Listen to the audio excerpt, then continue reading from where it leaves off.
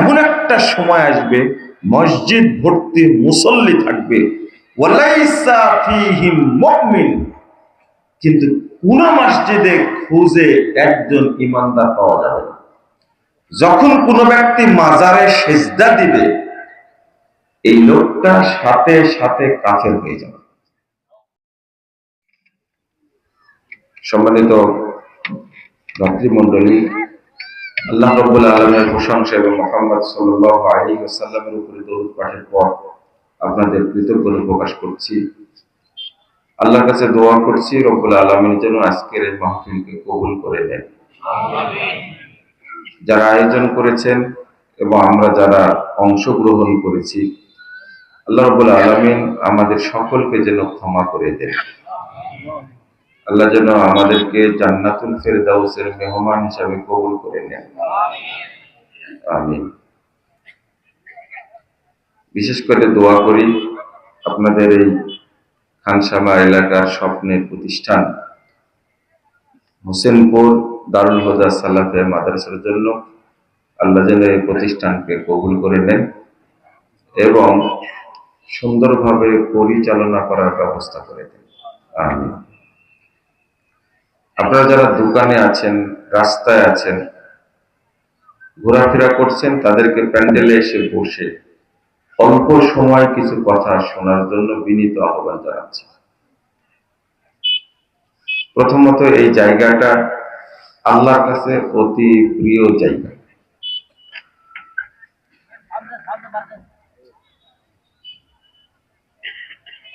রাসূল সাল্লাল্লাহু আলাইহি ওয়াসাল্লাম বলেছেন, যখন কিছু মানুষ এক জায়গায় বসে আল্লাহকে জানতে চায়, দ্বীন শিখতে চায়,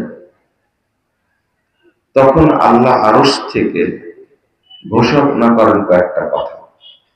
এক নম্বর, আল্লাহ বলেন যে মাজলিসে যারা অংশগ্রহণ করেছে আমি তাদের সবাইকে ক্ষমা করে দিয়েছি। দুই নম্বর বলেন তাদের সমস্ত পাপকে আমি আল্লাহ নেকি দ্বারা পরিবর্তন করে দিয়েছি। তিন নম্বর বলেন ফাআতাইতুহুম মা সালু, মাজলিসে বসে তারা আমার কাছে যা চেয়েছে আমি তাদেরকে তাই দান করেছি। চার নম্বর বলেন ওয়াজারতুহুম মিম্মাস্তাজাবু, তারা এখানে আসার কারণে যে কষ্ট পেয়েছে, সময় দিয়েছে, এই জন্য আমি আল্লাহ তাদেরকে পূর্ণ নেকি দান করেছি। এই চারটা কথা খুবই গুরুত্বপূর্ণ। আপনারা এখানে মনে রাখবেন, পাপ থাকা অবস্থায় আল্লাহ আপনার কোনো আমল, চাহিদা, চাওয়া কবুল করবেন না। যদি ঘাড়ে পাপ থাকে, আমল নামা যদি পাপ থাকে, আপনার যেটা চাওয়া আল্লাহ আপনাকে দিবেন না। এই হাদিসটা তার প্রমাণ। আরেকটা হলো যে এই ধরনের মাজলিসে এসে আল্লাহর কাছে যা চাইবেন আল্লাহ তাই দান করেন। কিন্তু আমরা চাইনি কিছু, শুধু বসে আছি। কি চেয়েছেন? আমি কিন্তু চেয়েছি আল্লাহ যেন আমাদেরকে ক্ষমা করে দেন।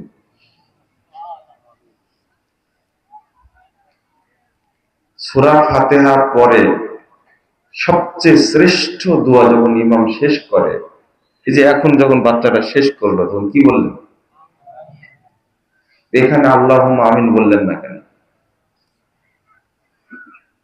শুনি একটু বলেন, এইটা বললেন কেন? তাই বলছি, শ্রেষ্ঠ দোয়া যখন বলেন তখন আমরা বলি কি আমিন। এখন আল্লাহুম্মা বসালেন কেন? আপনি বুঝতে পারছেন কথাটা?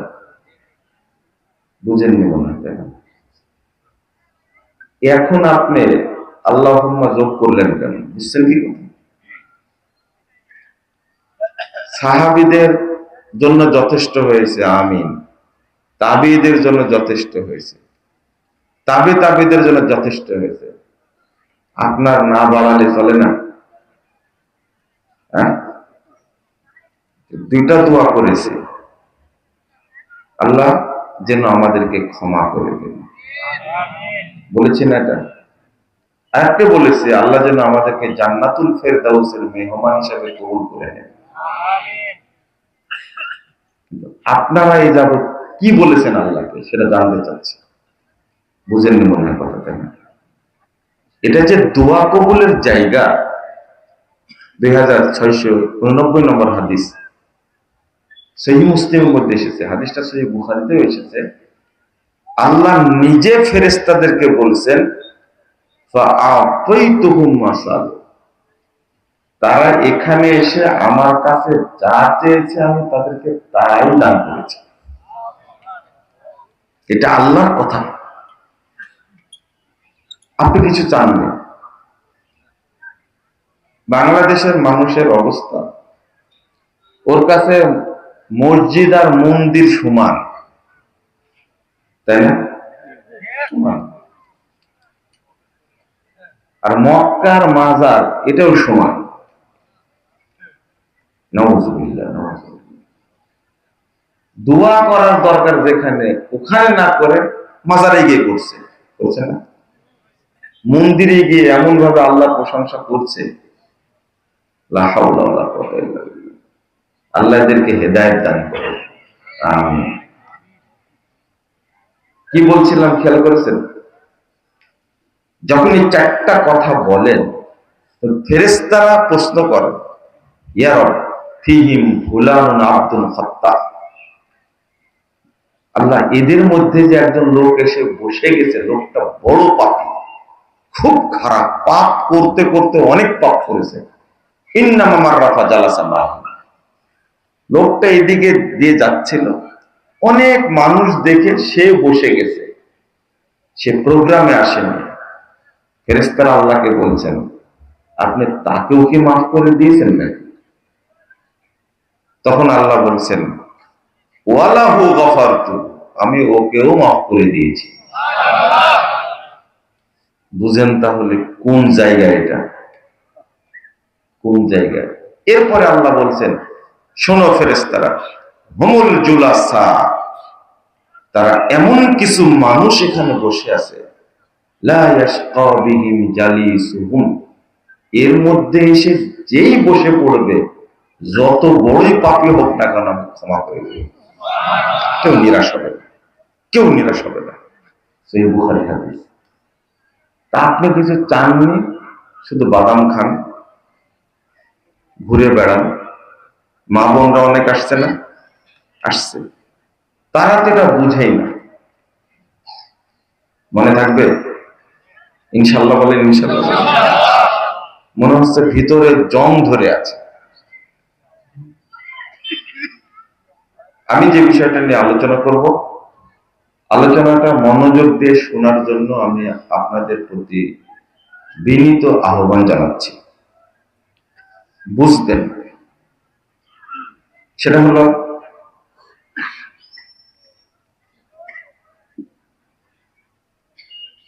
সালাত কবুল না হওয়ার কারণ। মনে থাকবে কি না হওয়ার কারণ? আমি একটা আয়াত পড়েছি, 14 নম্বর আয়াত। আল্লাহ বলছেন সূরা তাহা, ইন্নানি আনাল্লাহ, নিশ্চয় আমি আল্লাহ, লা ইলাহা ইল্লা আনা, আমি ছাড়া কোনো ইলাহ নেই।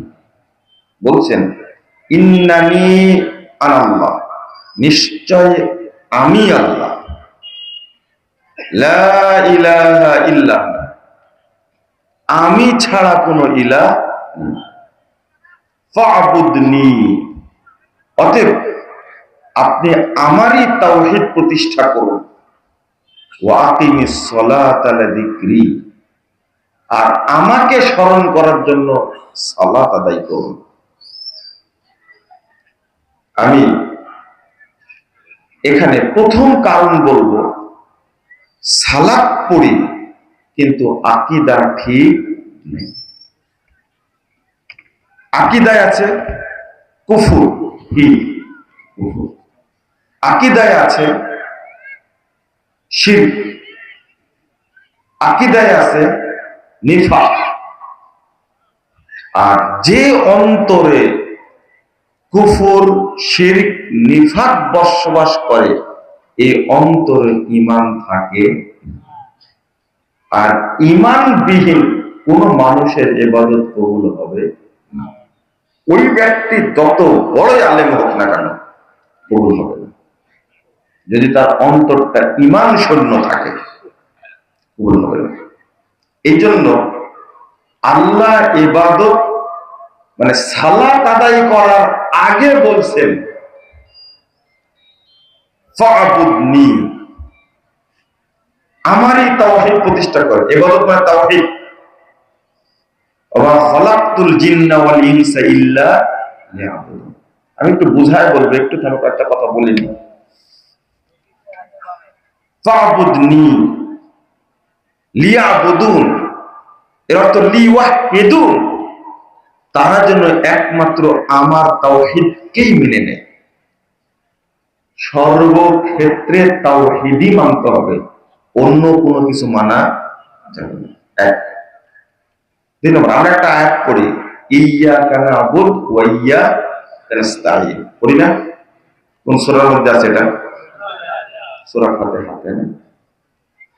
ইয়্যাকা না'বুদু, ইবনে আব্বাস রাদিয়াল্লাহু আনহু তিনি এটার অর্থ করছেন এই ইয়্যাকা নুওয়াহিদ নারজু রাহমাতাক ওয়া নাখশা আযাবাক। আল্লাহু আকবার। কোনদিন ভাবিনি ইয়্যাকা না'বুদু, আমরা বলি ইবাদত করি একমাত্র তোমারই জন্য, না, তোমারই তাওহীদ প্রতিষ্ঠা করে।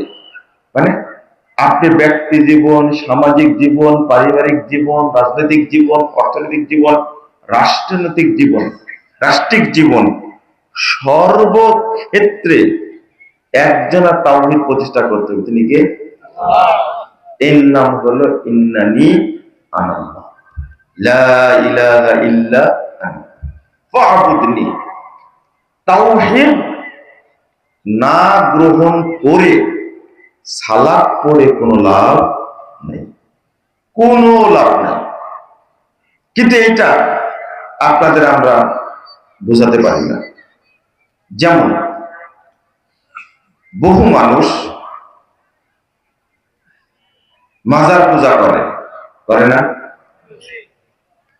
আবার কোথায়? মক্কাতেও যাই। এই লোকটা কবরে সেজদা দেয়, আবার মসজিদে নামাজ পড়ে। এইরকম লোকের সংখ্যা কম না বেশি? বেশি। যখন কোনো ব্যক্তি মাজারে সেজদা দিবে, এই লোকটা সাথে সাথে কাফের হয়ে যাবে। যখন কোনো ব্যক্তি মাজারে, কবরে, পীরের দরবারে 1 টাকা না 5 পয়সা দান করবে, কোন জিনিসের মূল্যই নাই। যেমন এই যে পোকা ঘুরছে, দেখতে পাচ্ছেন? এই পোকাটা ধরে যদি 1 কেজি হয়, আপনি কিনে নেবেন কেন? 5 টাকা দিয়ে নেবেন।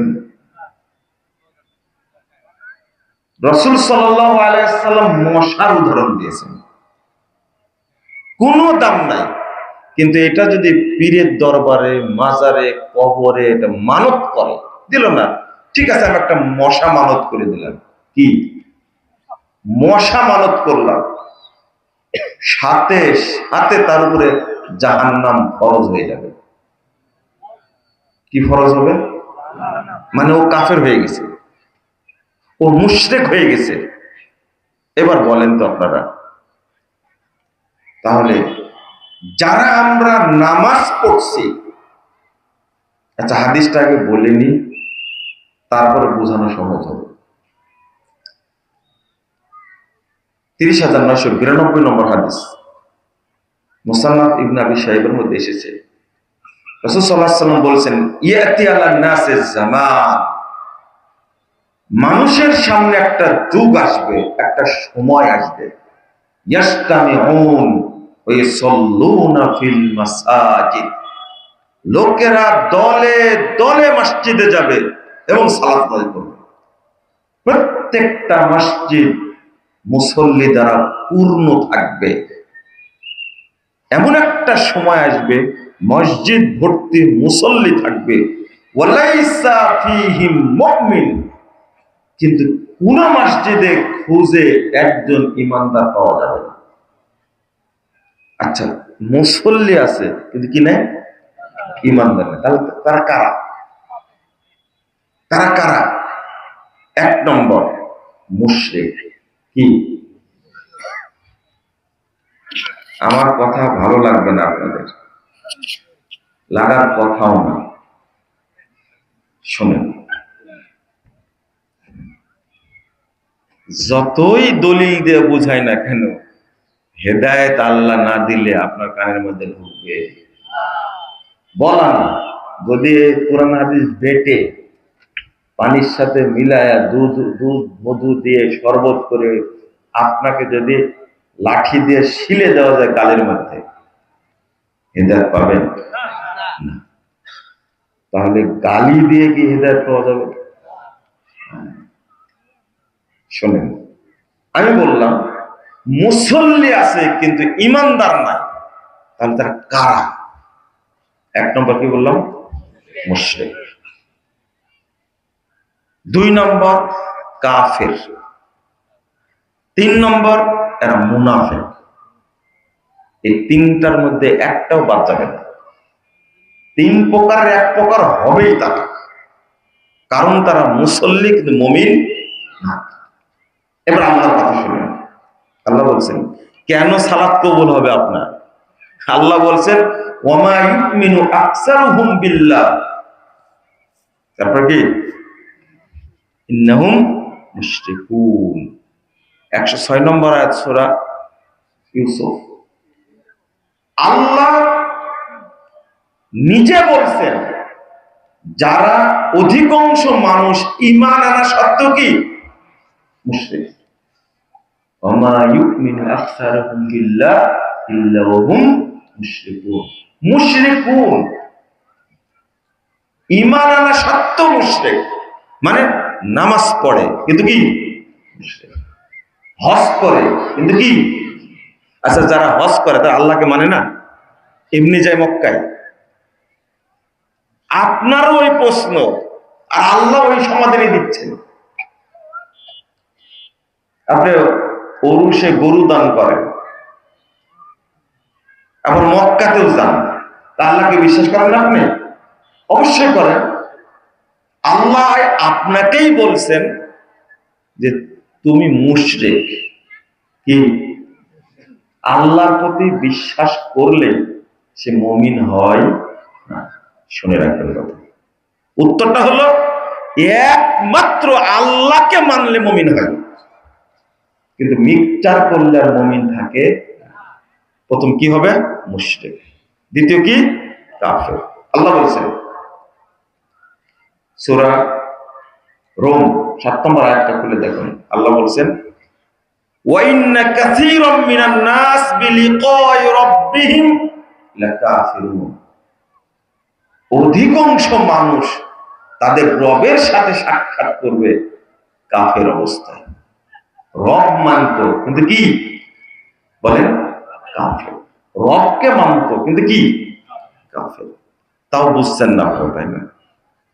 আল্লাহ বলছেন 117 নম্বর আয়াত সূরা আল মুমিনুন ওয়া মান ইয়াদউ মা'আল্লাহি ইলাহান আখার লা বুরহানা লাহু বিহি ফাইন্নামা হিসাবুহু ইনদা রাব্বিহ ইন্নাহু লা ইফলিহুল কাফিরুন।